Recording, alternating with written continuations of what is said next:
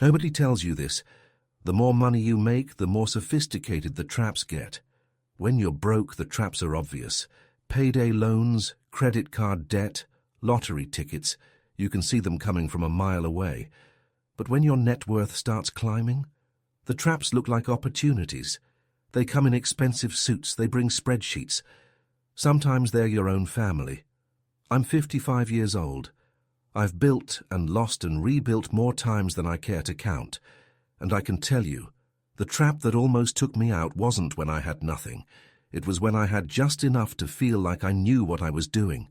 That's the most dangerous place to be in personal finance. Confident and wrong. Every level of wealth has its own unique way to destroy you. And almost nobody maps it out honestly. So that's what we're doing today. If this is the kind of conversation you've been waiting for, the kind nobody has with you at a dinner table, hit like and subscribe. I'm not here to sell you a course, I'm here because I wish someone had told me this 30 years ago. Trap 1. The zero balance mentality. Net worth $0 to $10,000. Here's the first trap. And it's one most people never fully escape. When you have no money, you treat every dollar like it's your last, because it might be. That's not irrational, that's just math. But here's what happens. That scarcity mindset gets wired into your brain. And even after the money starts coming in, the behavior stays. You get a raise, you don't invest it, you feel it, you breathe with it for a few months. Then you spend it on things that make the anxiety quieter. A newer car, a nicer apartment, things that signal to you and everyone else that the scarcity is over. But it's not over. You just upgraded the container.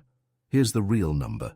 The average American gets their first meaningful raise in their mid-20s, around $6,000 to $8,000 more per year.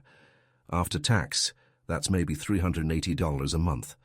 They spend $250 of it within 90 days without even noticing. Slightly nicer groceries, a better gym, streaming services they didn't have before, that's $3,000 a year gone. Over 10 years, compounded at just 7% in an index fund, that's $41,000. Sitting in comfort instead of capital. But here's what most people miss. It's not about willpower. The trap is emotional, not logical. When you've been financially stressed, spending feels like control. You couldn't control the bills. You couldn't control the car breaking down. But you can control buying the good coffee. And your brain rewards you for it. That neurological feedback loop is what you're actually fighting, not your bank account. The way out is simple but not easy. Automate before you feel it. Set up the transfer to savings the same day your paycheck lands. Make the decision once. Remove the daily willpower battle entirely. If the money never hits your checking account, your brain never grieves it. Trap 2. The first 10K paralysis.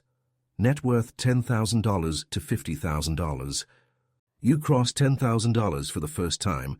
It's the first number that feels like real money. And that feeling is exactly what makes it dangerous. You don't want to touch it. You've worked too hard to lose it. So it sits in a savings account earning 0.01%. For years, you tell yourself you're being responsible. You're being careful. You're waiting for the right move. The right move never comes because you don't actually know what it looks like. And that ignorance, that gap between having money and knowing what to do with it, costs you more than you realize. Let's talk real numbers. Say you have $15,000 sitting in a standard savings account at 0.5% interest. Over 5 years, that grows to around $1,378. Now put that same $15,000 in a low-cost S&P 500 index fund, historically returning around 10% annually. After 5 years, just over $24,000. That's a $9,000 difference. Not because you worked harder, because you let the money work instead of guarding it like it was made of glass. It gets worse. The longer you wait, the more the opportunity compounds against you. A 30-year-old who waits until 35 to invest that $15,000 doesn't just lose 5 years of growth. They lose the compounding on that growth. At retirement, the gap isn't $9,000. It's closer to $60,000. Now, why do intelligent people still fall into this? Loss aversion. Daniel Kahneman proved it decades ago. Losing $100 psychologically hurts roughly twice as much as gaining $100 feels good. So your brain is wired to protect what you have at the expense of growing it. The paralysis isn't stupidity, it's evolution working against your net worth. If you don't understand what you're putting money into, don't touch it. But learn first. Don't use ignorance as a reason to stay still forever. That's not caution. That's expensive confusion dressed up as patience. Trap 3. The lifestyle inflation slow bleed. Net worth $50,000 to $150,000. This is the one that destroys people who actually did everything right up to this point. You've been disciplined, you saved, you invested, and now you've got some real money and a salary you're proud of. Maybe $85,000 a year, maybe $110,000. And for the first time in your life, you feel like you deserve to enjoy it. And you do. That's the trap. Not the enjoying part. The gradual, invisible, socially encouraged ratchet of your fixed expenses creeping up to match your income. You move to a nicer neighborhood. Makes sense. You can afford it now. You lease a car instead of buying. $650 a month? Fine. The gym becomes a Equinox membership. You start eating out 4 nights a week instead of 2. Your monthly subscriptions hit $400 without you noticing. HBO, Spotify, Amazon, Peloton, iCloud storage, whatever wine club your co-worker mentioned, none of it feels excessive. Each individual decision is defensible. That's why this trap works. It doesn't arrive as one big bad choice. It arrives as 40 small reasonable ones. Here's the math that should make you uncomfortable. A household earning $120,000 in 2024 spends on average $87,000 annually on living expenses according to Bureau of Labor Statistics data. That leaves $33,000 before tax considerations. After taxes and the retirement contributions they're technically making, the actual discretionary savings gap is often under $10,000 a year. At that rate, growing from $80,000 in savings to $500,000 takes over 30 years. People think they're building wealth. They're running in place on a treadmill that gets slightly faster every year they earn more. Nobody talks about this because lifestyle inflation is socially invisible. Everyone around you is doing it. Your friends upgraded too. Your colleagues are wearing the same clothes, driving the same cars, eating at the same places. The comparison trap doesn't just make you spend more. It makes the spending feel normal, necessary even. The rule I follow is simple. When income goes up, savings rate goes up first. Not spending, not lifestyle. The percentage you're saving increases before anything else changes. You live the same way for 90 days after every raise, every single time. That one rule, held consistently, separates people who look wealthy from people who are. Trap 4. The first investment complexity. Trap a net worth $150,000 to $400,000. You've got real money now, and real money attracts complicated ideas. This is where people get genuinely hurt. You start getting invitations. A friend in real estate wants to show you a deal. A colleague is putting together a group to invest in a startup. Your brother-in-law has a can't-miss opportunity in commercial real estate in a market you've never been to, and because you now have enough to participate, you feel obligated to evaluate each one seriously. After all, isn't this how wealth grows? Through opportunities? Sometimes yes, usually no. Here's the difference between a real opportunity and an expensive education. A real opportunity you can explain to a 12-year-old. You can state the risk clearly. You know exactly how and when you'd get out if things went wrong. An expensive education is any investment where the person pitching it needs more than 3 minutes to explain how it works, and where your questions are met with confidence rather than specifics. Between 2018 and 2023, retail investors lost an estimated $17 billion in alternative investments, private placements, crowd-funded real estate deals, private equity vehicles marketed to accredited investors. These weren't people who were stupid. These were people who had enough money to get access to products designed to sound sophisticated while obscuring risk. The complexity was the product. If it sounds complicated, it probably is a bad investment. I've seen people lose $200,000 on a syndicated real estate deal in Phoenix that looked like a sure thing on a one-page summary. I've watched a financial advisor in Dallas put a client into annuities with 12-year surrender periods at age 58. The math only worked for the advisor's commission. Why do smart people fall for this? Status. At $300,000 in net worth, you want to feel like you belong in the room with the big money. The sophisticated investment is a membership badge. You're not just some person with index funds. You're an investor with a diversified alternative portfolio. The identity purchase costs more than you think. Boring works. Boring always works. Your boring index fund has beaten 92% of actively managed funds over the past 20 years. That number isn't mine. That's S&P Global's data. If you need excitement in your financial life, buy a lottery ticket. Keep it under $10. Keep the rest in things you understand completely. Trap 5. The relationship money trap. Happening at every level, worst at 100K, 500K. Nobody wants to talk about this one, so we're going to sit in it. As your financial position improves and the people around you don't move at the same speed, something starts happening in your relationships. It's subtle at first. You stop splitting bills equally because the math never favored you. You loan money to family and learn that money changes the texture of love. You start saying no to things you used to say yes to automatically. Destination weddings, group vacations, investment ideas from people who don't understand cash flow. The trap works in both directions. You either give too much to avoid the friction, draining capital you built carefully, or you say no firmly and carry the quiet guilt of watching people you care about struggle while you're choosing not to fix it. Let's talk actual numbers, because Americans don't.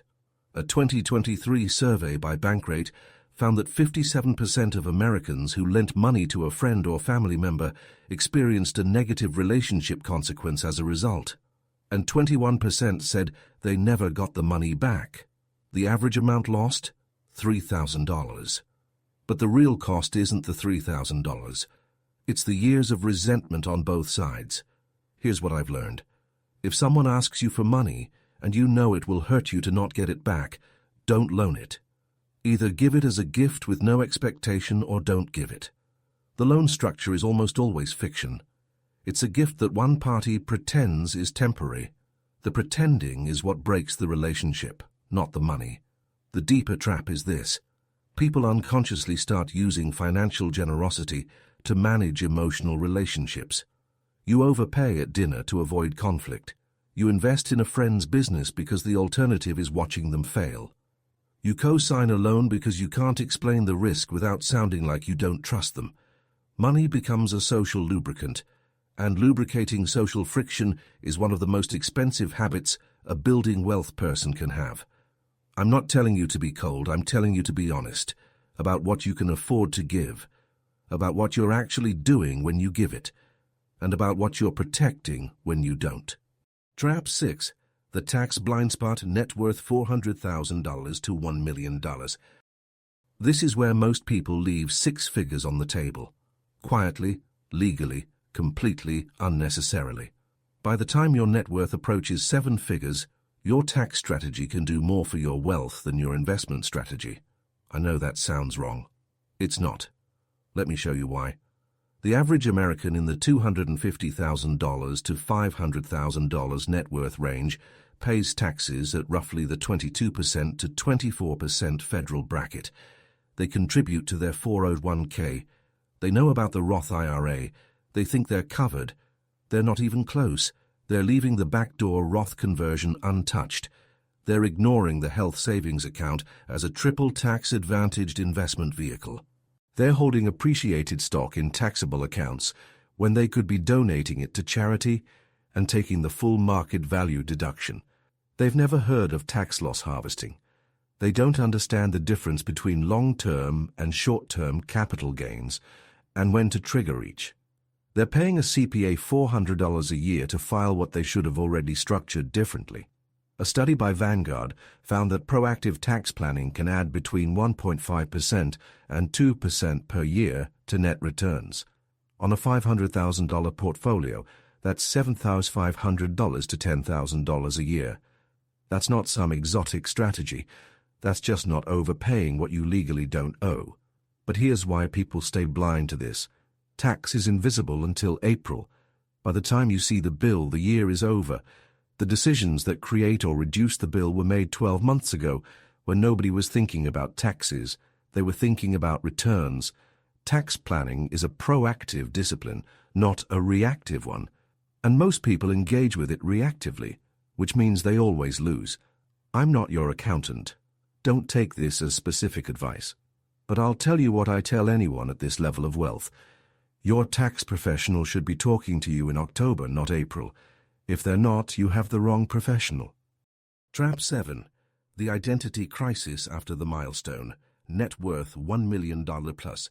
You hit $1 million, and something unexpected happens. Nothing. Not externally, but internally you expected something to resolve. Some quiet that was supposed to arrive, and it doesn't come. The anxiety doesn't stop. The drive doesn't disappear. If anything, the goalpost moves so fast you barely noticed it crossing. $1 million felt enormous from $20,000.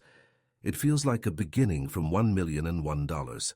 This is where people make irrational moves, not because they're greedy, because they're confused. They've spent years optimizing toward a number, and now that the number is here, the internal compass that guided every decision suddenly has no north, so they start taking big swings, concentrated bets, startup investments that don't survive past a term sheet. They fund a business idea that's been sitting in a drawer for years, not because the business is good, but because they need to feel like the money is doing something meaningful again. They need to feel the progress. $1 million at a 4% safe withdrawal rate generates $40,000 a year. In 2024, the median household income in the United States is about $74,000. So the million you spent a decade building produces income below the national median if you stop there. That's not defeat. That's a data point. The machine isn't finished. But people stop running the machine clearly because the milestone felt like an arrival, not a checkpoint. I've watched 3 people I respect closely blow past $1 million, feel the disorientation, and make a single decision in a 6-month window that set them back 3 years. Not because they were reckless, because they were human. They let the psychological weight of the milestone pull them off the system that built it. The system is the thing, not the number. The number is just the system working. When the system and the number separate in your mind, the number starts going backward. Trap 8. The advisor dependency trap. Net worth $1 million to $5 million. Here's a truth the financial industry does not want you to sit with. Most financial advisors are not fiduciaries. A fiduciary is legally required to act in your best interest. A non-fiduciary advisor is legally required to recommend products that are suitable, meaning they just have to be somewhere in the ballpark of appropriate, not necessarily the best option for you. In practice, suitable covers a lot of ground. It covers the annuity that pays your advisor 7% commission. It covers the actively managed mutual fund with a 1.2% expense ratio when a comparable index fund costs 0.03%. Here's what 1% in fees actually costs over a lifetime. On a $1 million portfolio growing at 7% annually over 30 years, a 1% annual advisory fee costs you approximately $928,000 in lost compounding. That's not a fee.